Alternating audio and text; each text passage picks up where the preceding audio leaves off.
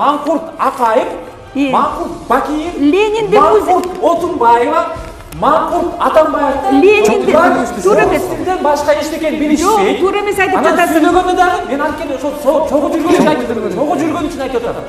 Бұлар қырғыздың қызықшылығын ойлашпайды. Москваны дейді, Путин не дейді? Барак Обама не дейді? Ошондой саясат. Ошондуктан мен ошолордун жанынан кеткем чагы эле, жанына жолобойм. Америка бу же Россия бу. Америка бу же Россия бу. Үйүндүрөт.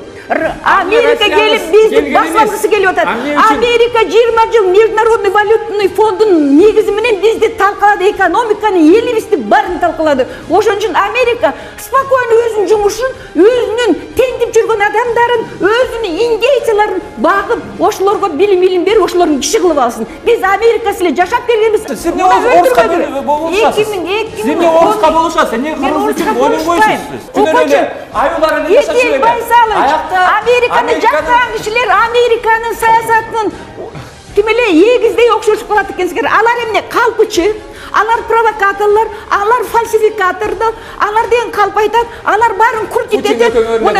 Мына так ошонун баары силерде.